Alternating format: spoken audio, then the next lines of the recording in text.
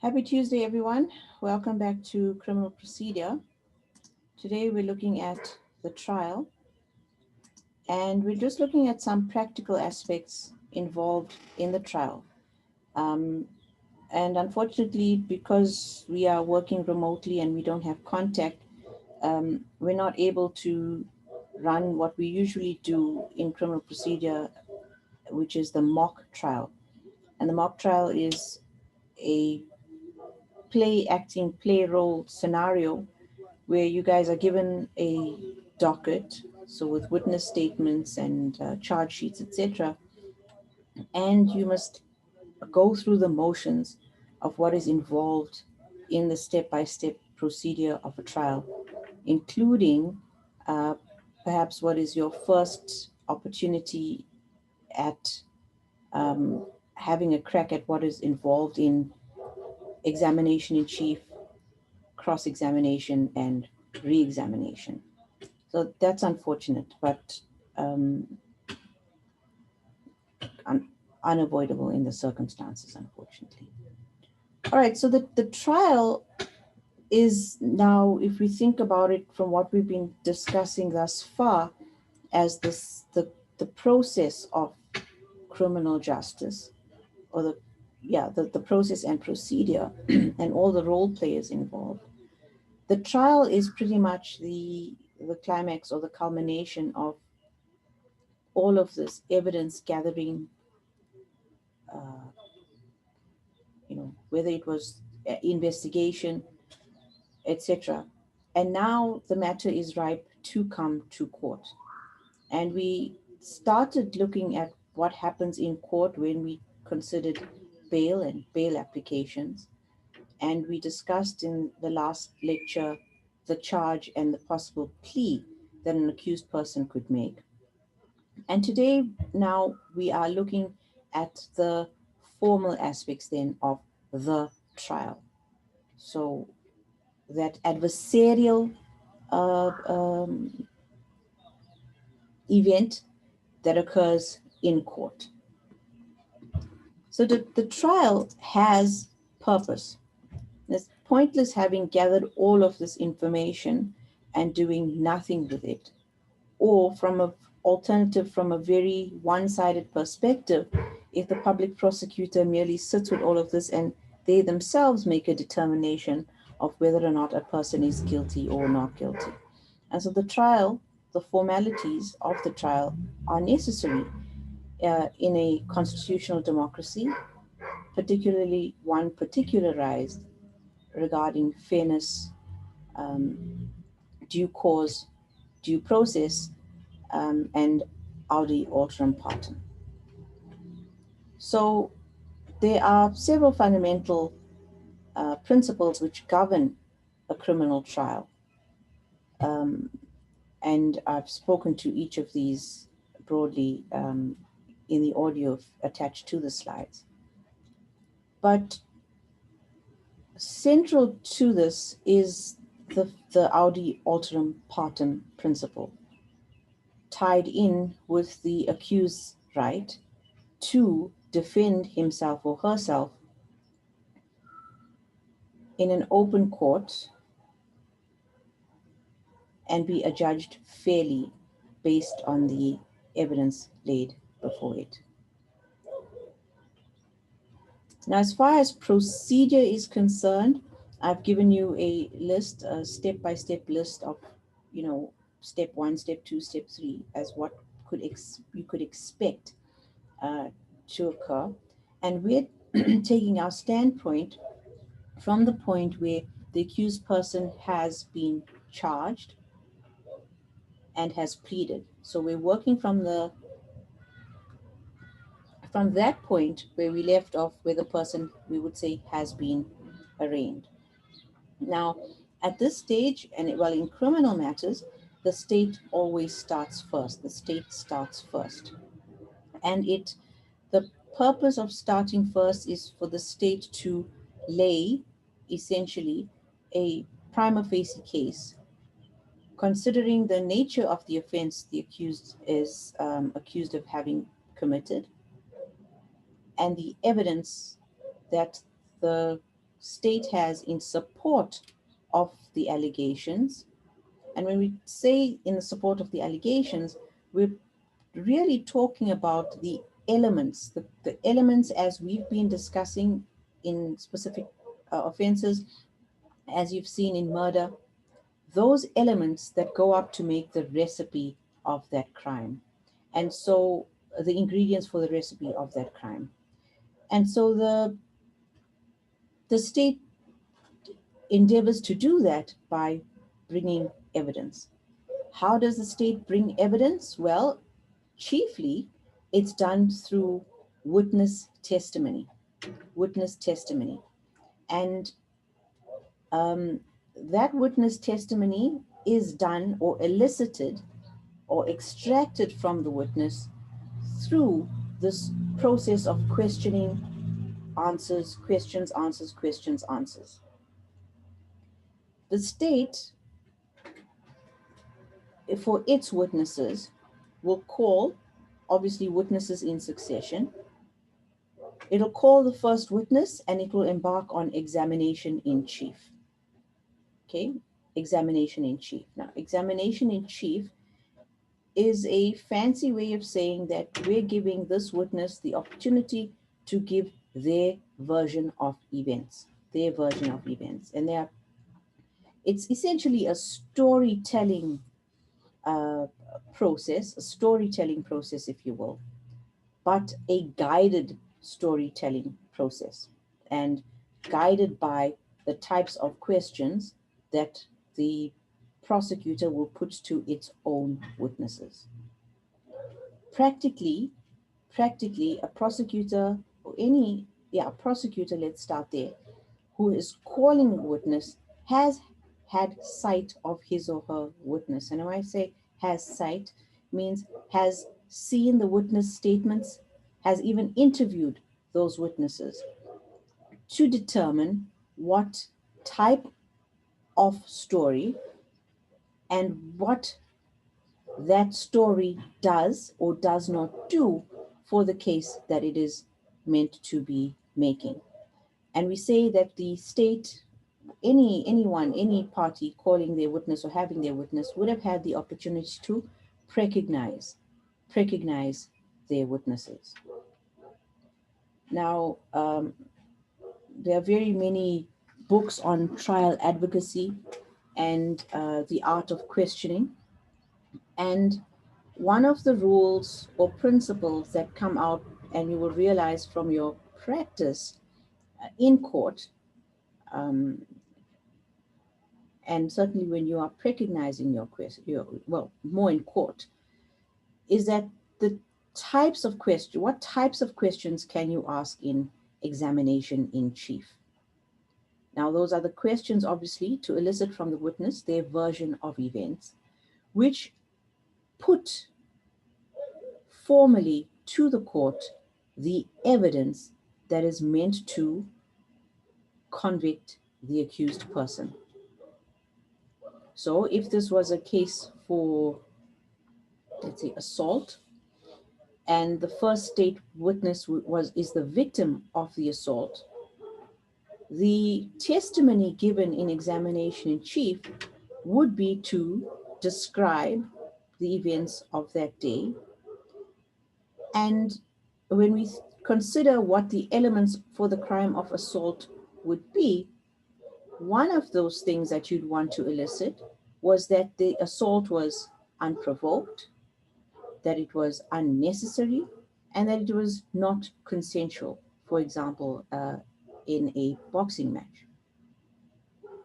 Now, there are rules, obviously, in relation to how this information is elicited from witnesses. And I said it's a storytelling exercise, but I also said that it is a guided storytelling exercise.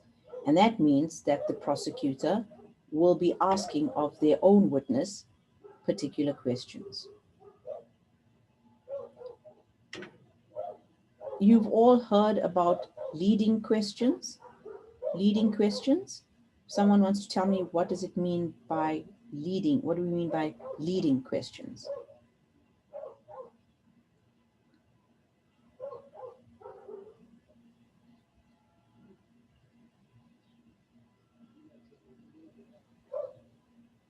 Hi, Ms. B. Hi, Tabo, how are you? Okay. I think if I remember correctly, I think leading questions are the one that they direct to the answer. I think in court they're not saying you unhappy on this particular day rather than asking how were you feeling on this particular day. I think that's the distinction. Exactly that. So leading questions are those that, uh, okay, a simpler way of putting it, let's start here, is that leading questions are those that have a yes or no answer. Simple yes or no answer. But if we were to unpack that, and we must certainly unpack it in the way that Tabo has explained, is that the way the question is phrased suggests the answer, suggests the answer. Now, leading questions, so also knowing which leading question, and some leading questions, let's rather, some leading questions are acceptable, but others are not and are objectionable, right? Are objectionable. What sort of leading questions do you think would be acceptable?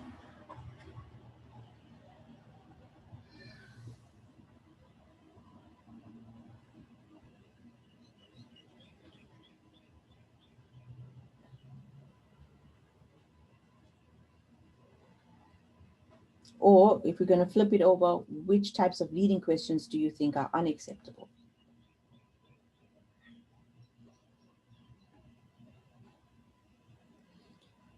And it's important to know this because as the attorney or the advocate for the other side, we want to avoid, and you've probably seen this if you've ever been in court, certainly if you've watched enough um, TV and courtroom dramas, you'd see that the attorney for the other side will hop up and say, objection leading, or objection relevance, those sorts of things, right? Some questions around, or the questions that are around areas that are not in contestation, or those that are not being argued. You understand what I mean by argued, right? So all those questions that are common cause will not be seen as leading questions worthy of objection, right? So I'm just trying to think of the top of my head. Um,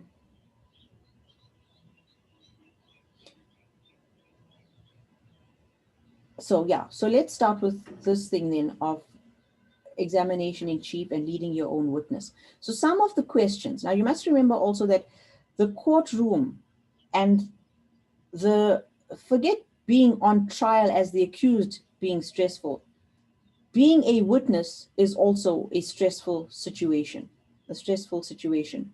And so some questions of a leading nature may be necessary to help put the witness at ease or get them comfortable in this courtroom setting in relation to what is going to transpire.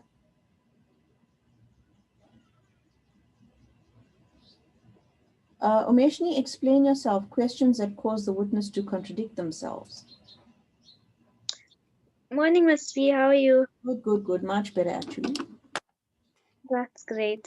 Like if the witness said like statement A earlier on, and now when they questioned and the question is rephrased, and now because it's a leading question and the question when asked suggests that I don't know how to explain. It's like a certain answer is expected of them, and then they change their answer to what their previous statement was just because of the pressure that was placed on them by this question. I don't know if that makes sense. Uh, I'm But I'm struggling to follow that in a examination in chief setup. Remember, examination in chief is where you are asking your own witness questions. okay, That might, what okay, you okay, propose may well be a situation of cross-examination. And the rules for okay, cross-examination are completely different. In cross-examination, you can ask leading questions.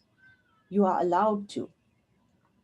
okay. I get you. So I got those two mixed up. Okay, thank you Okay, for no problem. clearing that up for me. No Thank problem. you. No problem. Right? So for example, if you're trying to put your witness at ease, you ask them some leading questions like, you work at McDonald's. Is that correct? Yes, that is correct. You are a male. Yes, yes, that's correct. Those sorts of things. Now, unless those are areas that, or facts relevant to the case, as far as the merits of what is being argued, those would not be objectionable, right? So some types of leading questions are allowed. On the other hand, and now, in order to allow this sort of guided free narrative, where as the prosecutor or the attorney who is now conducting examination in chief on his or her own witness, you would have had, like I said, the opportunity to precognize your witness. What do we mean by precognize?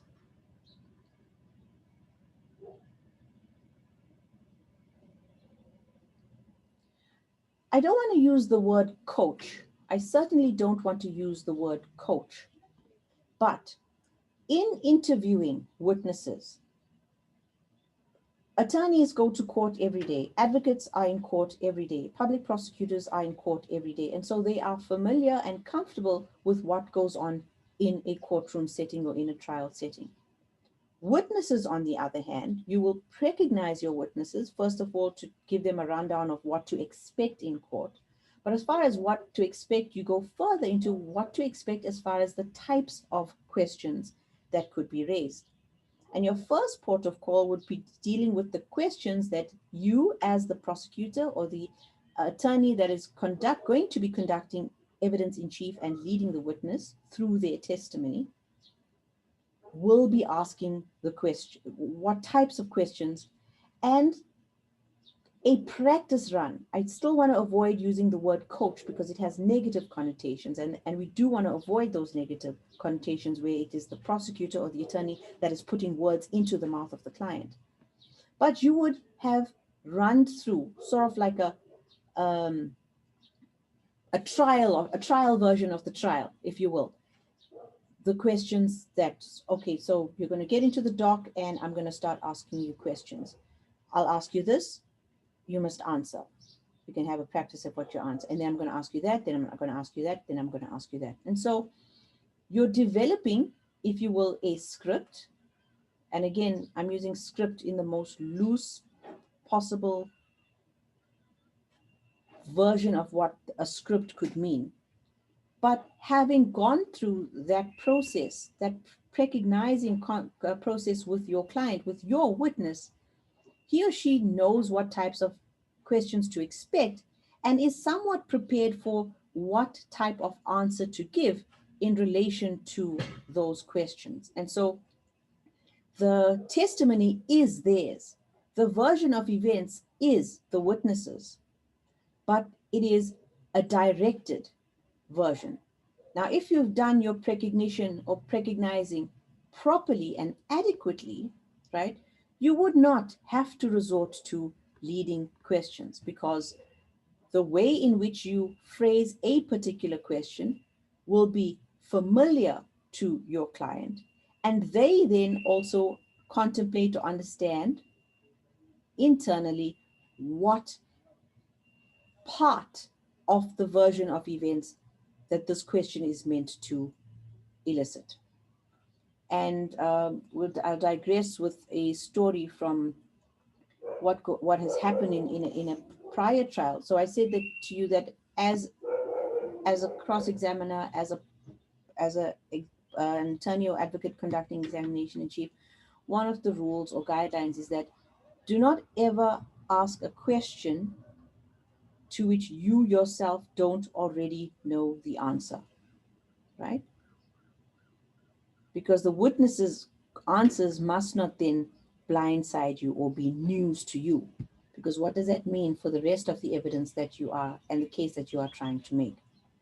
So in one of these instances, an attorney, prosecutor who was leading a witness in examination in chief which is, of all of the things, probably the least cumbersome, right? And the least technical of all of the forms of examination. So cross-examination, chief cross-examination, and re-examination, was doing a particularly bad job of leading their witness in examination in chief. And the court says, interrupts this attorney, this advocate, and says, this prosecutor, and says, we must stop you here. Did you recognize your witness? To which the prosecutor responds, yes, yes, I recognize him. That's him over there. So that's a joke. You can laugh virtually or out loud, unmute your mics and laugh. So the thing is that thanks, Omeshni, you get DP. The point is that you, in preparing for your case, you are not only prepared for what this particular witness is going to say, right? But you are also prepared for what all of the other witnesses in your arsenal or in your list of witnesses are going to say. Now, over and above that, I said that you would also have to prepare your witnesses for what the other side is possibly going to say. Now, you won't know verbatim. You don't have their script, right? You do, however, have sight of the docket and perhaps statements made by the accused, statements made by witnesses for the accused, etc., right? And so you must also recognize your witness for the types of questions that the other side is going to pose in relation to cross-examination. So that's a good thing. Now, when you are conducting your examination in chief, you must have a goal in mind. Remember that the witnesses that you are conducting examination on chief are your witnesses. Your witnesses. Their purpose is to put forward not just their version of events, but to create a prima facie case in relation to the elements required to be satisfied in court to secure a conviction. And so once you've asked the witness questions, before you sit down and say, no more questions for this witness, your worship, or my lord, whichever court you're in, take a minute and ask yourself, have I elicited from this witness everything that I was meant to?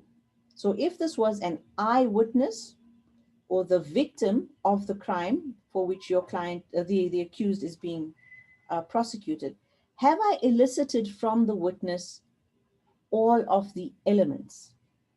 So if we're looking at rape, unlawful, intentional, sexual, unlawful, intentional, non-consensual sexual penetration with a person, right? So unlawful, intentional sexual penetration with a person without their consent. Have I, in conducting examination in chief, elicited from this witness that this act was an act of sexual penetration, that it was unlawful, that there was no consent, etc., etc., etc. And only if you've done that, right, can you realistically say, okay, I'm done with this witness. Now, defense, you can come and cross-examine. So what is the purpose of examination in chief of all of your witnesses? Is to create a prima facie case. And prima facie case meaning on the evidence have the elements being satisfied thus far. Remember, we said that our justice system works strongly on the principle of audi alteram partem, due process, fairness, etc. And so that's not the end of the case or the matter, and that witness isn't done. There's now the opportunity for the defense to rise and for the defense to ask questions. This is what we call cross-examination. Cross-examination. And if we think of examination in chief as the making of a wall of prima facie evidence, a brick wall of prima facie evidence, cross-examination is then an effort to break down the wall or poke holes into the wall, rather, such that what has been presented is less prima facie, and you're creating doubt. You're showing the court that it ought to doubt the version that has been put forward. Not only the version, but as you will see, statements of law and interpretation of the concepts of lawfulness, etc. Now, cross-examination is an art. It really is. And you'll only get better and better at it if you do it more and more. Some people are really just born with the gift and the ability to conduct a successful cross-examination. But for the rest of us, it is a skill. As much as I said it's an art, it is a skill that we can develop and enhance. Now, where do you get the information or the ammunition that you will use to conduct a cross-examination? Remember, you're not just going in guns blazing with no basis. Sorry, there's a chat.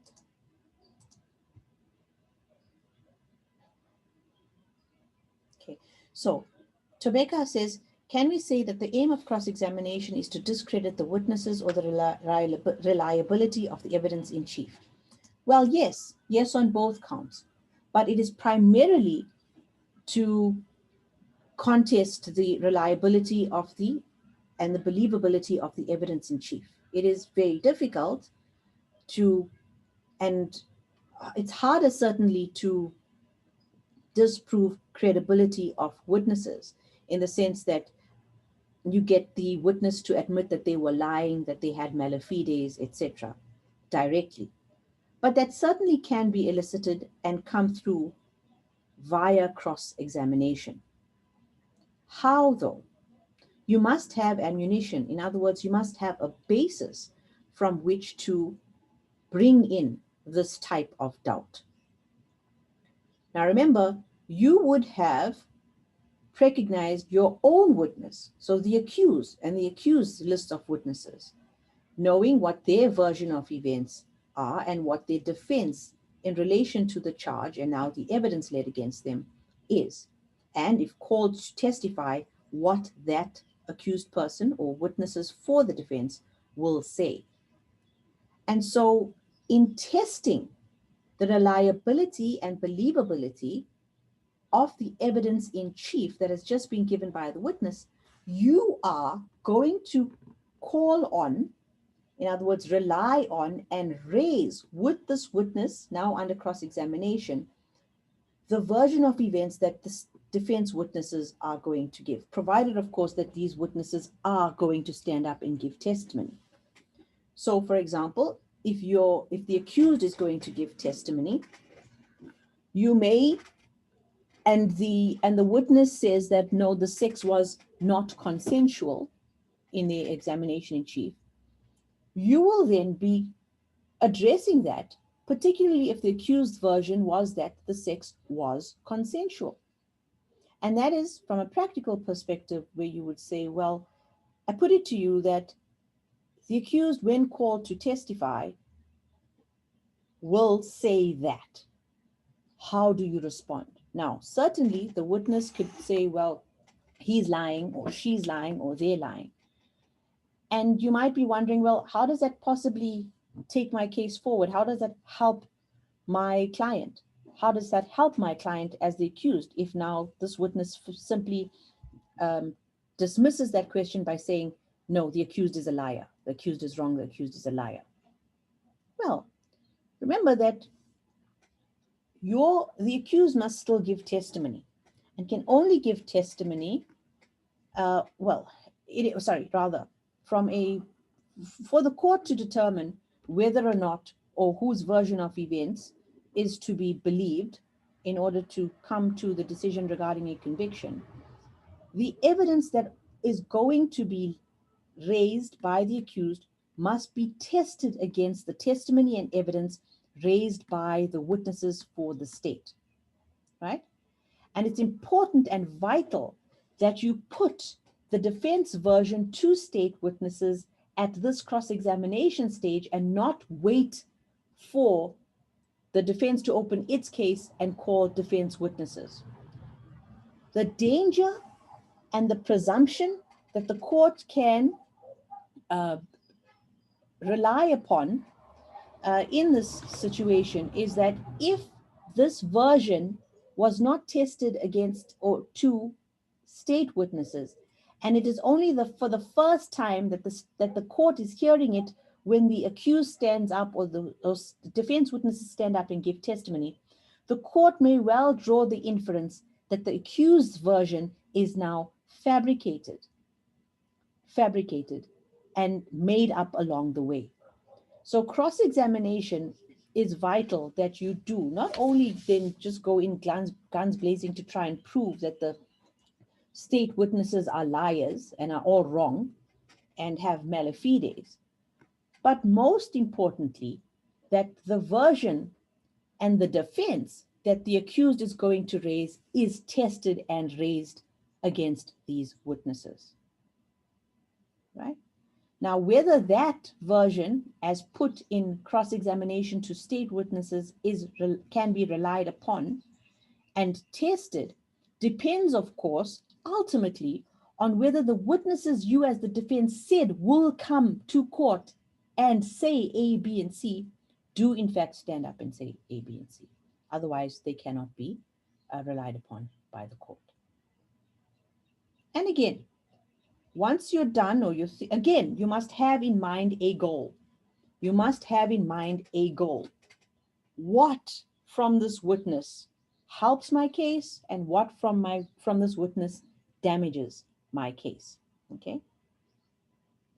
Have I tested the accused version against the state's version? Now, if you think you have, don't just say, okay, I'm done with this witness now. No further questions. Take a moment to think. Turn to the accused. Nobody knows their case better than the accused. It is their matter. Conceptually, they were there when the crime happened, or when the event happened. Turn to the accused and ask them, is there anything else that you would like me to raise with this witness? Are you satisfied? And if you are satisfied, then you can sit down. Now, that's still not the end of it, because now the state gets to stand up again. State gets to stand up again. And this is what we call, we're still dealing with that first state witness. We're still dealing with that first state witness. The state gets to, after the defense has conducted cross-examination, deal with re-examination. Re-examination. Now, the rules for re-examination are strict. You can only ask questions in relation to questions that were raised under examination in chief. And that's the difference. That's the difference between cross-examination, examination in chief, and re-examination. Cross-examination, you can ask any kinds of questions regarding facts or situations that the state witness did themselves not raise, right? And you can ask them in a leading fashion. Re-examination, on the other hand, as we saw, also does not allow for leading questions. But beyond that, the types of questions, or the types of questions that you can, when you're conducting re-examination, raise are those confined to matters raised during cross-examination. So those for which are new matters, not elicited and not put forward in your witness's evidence in chief, or those that were perhaps the answers were ambiguous or require clarity. But again, all stemming from what came through in cross-examination. So remember, we said that examination in chief was a wall, making a wall. Cross-examination is poking holes or threatening the stability of that wall. Re-examination is the attempt to fill up those holes. Okay, now this is the process that will go for each and every state witness. And when the state is done with all its witness, it will say, okay, no further witnesses to call. Now is the turn. Although the defense has had a turn, has had a chance through cross-examination, it is now formally its turn to lay its version of events and formally lay a defense. Now, there's several options that the defense can rely on before it opens its case and starts leading its witnesses. And one of them is a Section 174 discharge. Now, Section 174 discharge pretty much says that before we even start calling our witnesses, now, although we have put versions of events,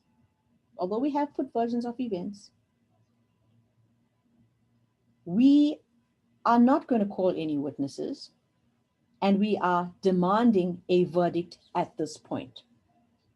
And the basis for which we are demanding this verdict right now, without bringing any further testimony from our witnesses as the defense, is simply this: that the state has failed in calling its witnesses to make a prima facie case. In other words, after all of the examination in chief, cross-examination and re-examination of all of the state's witnesses, and the presenting of whatever other evidence the state has, as far as the defense is concerned, no prima facie case has been made. And so we demand an acquittal. Now, the court can accept it and give a verdict or not. And if the answer is not, then the defense must start leading its witnesses. And again, the defense, the step-by-step, if you will, of what is involved in calling witnesses, examination in chief, the purpose thereof, cross-examination, the purpose thereof, re-examination, the purpose thereof, follows the same philosophy or strategies. Okay, but which witness for the defense must go first?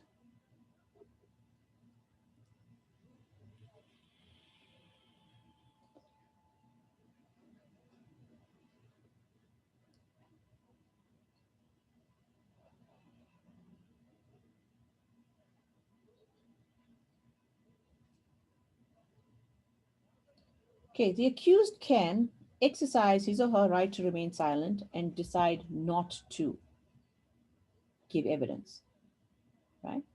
In which case, other witnesses must be called, other state witnesses must be called. If, however, the accused does intend to give testimony, he must do so first, right? He must do so first. And that is to deal with this concern and presumption that the accused, if called later to testify, later as in after its own witnesses, that the accused is creating or fabricating a version of events, right? So that is what you want to avoid. However, there's nothing preventing an accused person from giving testimony second or third or fourth. It's just means that there are certain presumptions that come into play when that does, if that does happen. So ideally, the accused should be called first. Okay, the final arguments then, once all of this has been, all of the evidence has been tested, and tested we mean by all the witnesses for both parties have been called, cross-examined and re-examined.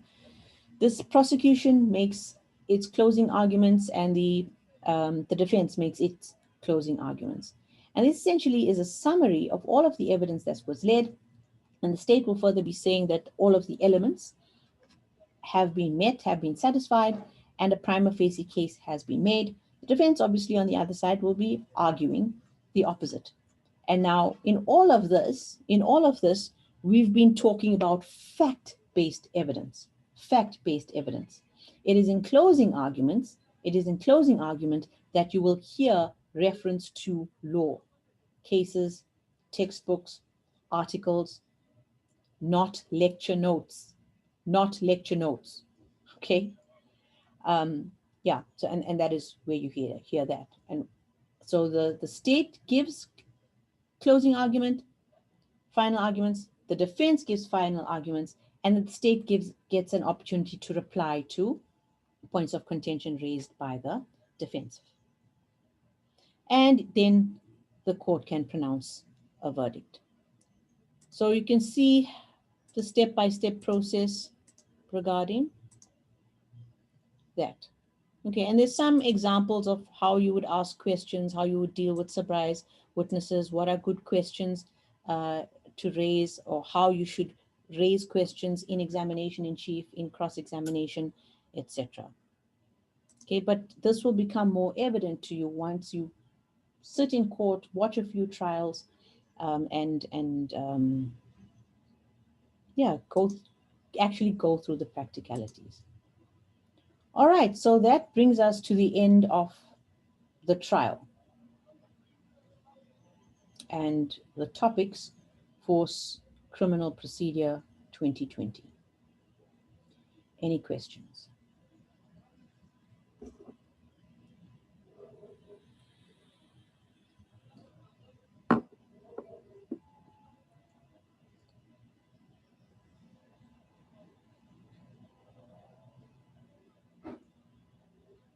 No. Okay. So the final assessment will be released this evening at 8 p.m., like I said, and we will meet tomorrow evening. What time did I say tomorrow evening? I can't remember now.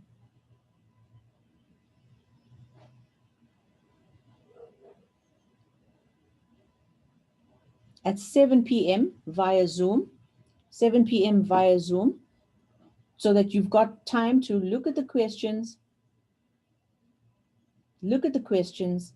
and, you know, raise the questions as we've done with previous assessments in specific offenses.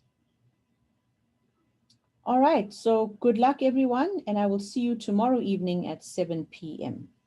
You can use the Zoom link that's on the page. There'll just be one link. All right, thanks so much. Good luck and thanks for a good semester.